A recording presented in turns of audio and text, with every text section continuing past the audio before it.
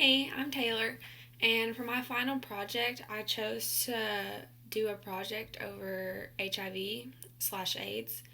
And what HIV is it's a human immunodeficiency virus. And what that means is it weakens our immune system to where we're not able to fight infections. It destroys our white blood cells, specifically the CD4 white blood cells, and our body is not able to fight infections that come onto us as we would when we were sick. Um, and then AIDS is an acquired immunodeficiency virus, and this is usually the final stage in HIV. And you don't always, just because you have HIV, you don't always end up with AIDS, but you can. And if you do, it becomes more serious and you can be more prone to cancer and other infections, and it makes the disease 10 times worse than what it normally is. And then there's four groups that HIV can be classified into. It can just be an acute infection, and this is just when, like, right when um, the infection has started, you get these acute symptoms right away. They're out, like, they're sudden and they come on right away. And then group two, you can be asymptomatic, so you could not even know that you had HIV. They recommend that with people in this group, if you think that you're of the asymptomatic group, if you think that you've been exposed to HIV, you should go get tested, just because you can be part of this group and you can maybe not have symptoms, and it's very important to go get tested so that you can start getting medication to help with it. Then there's a group three, it's persistent generalized lymphadenopathy, and this is when your lymph nodes become super enlarged. So once again, this is with fighting infection, um, and they usually put you into this group if your lymph nodes get larger, if they're 1 centimeter or larger. And then there's a other classify, and they have subgroups, and this can be from diseases. This can result in neurologic. This can be secondary infections that HIV is associated with, and this can be secondary cancers that HIV is associated with. So those are examples of the types of classifications that HIV is associated with. And so etiology, I know a lot of people probably know this, but a lot of the main etiology of this is sexual intercourse. It comes from that, at least. It comes from the types of etiology is blood, semen, vaginal secretions, fluids, and breast milk. So a lot of the times in sexual intercourse, vaginal secretions and semen, if you're having unprotected sex without a condom, this is how HIV gets transmitted. Another very common way is people who are doing illegal drugs with needles and stuff in their arm, and they're sharing those needles. That's how people transfer blood to each other with HIV, and that's how a lot of people acquire HIV, and a big cause of it.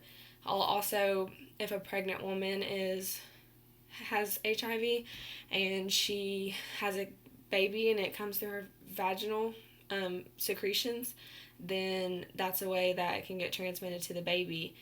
And there's also, if it's undetectable HIV, that means it's untransmissional. You have to have a certain amount of the virus to be very infective. So if it's undetectable, it's considered untransmissionable.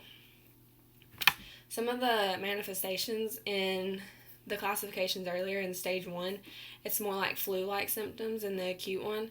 And so that includes things like fever, chills, fatigue, night sweats, sore throat, and things like that. Anything that you would probably associate a flu with, you can probably put that in it. Stage two, like I said, is normally asymptomatic, so a lot of times people don't even know. So once again, if you think that you have been exposed to HIV, it's very important to go get tested, because you could be exposed and you could start getting treatment. And then stage three is AIDS, and this is the asymptomatic immunodeficiency virus. And this is when it gets, like, super serious with the symptoms, and you have rapid weight loss, you have extreme fatigue, you have diarrhea that can last up to weeks. This can result in pneumonia.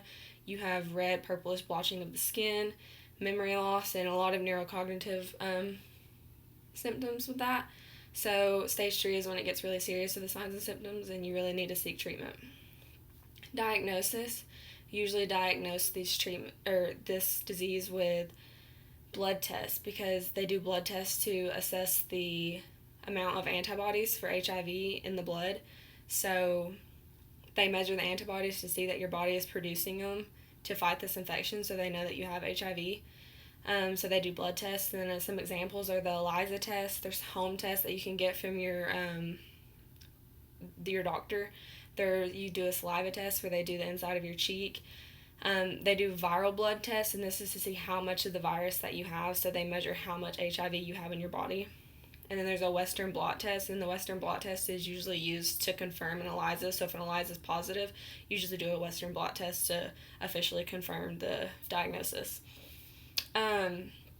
Differential diagnosis, like I said, like a lot of the symptoms were flu-like, so maybe when you're starting out with it, you just think that you have the flu, but most of the time, if you know that you've been exposed to HIV, you should get tested anyways, like I've said.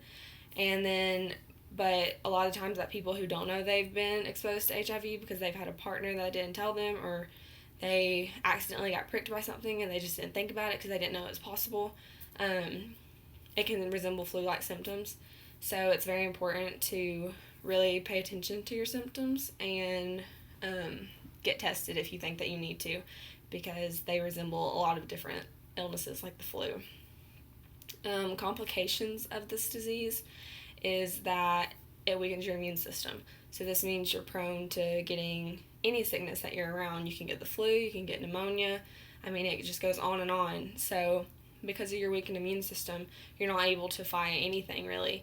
So your body is, anytime it's around a new virus and it wants to produce antibodies or to fight off the infection, it's not able to because the virus is destroying those white blood cells, the CD4 cells that normally do it.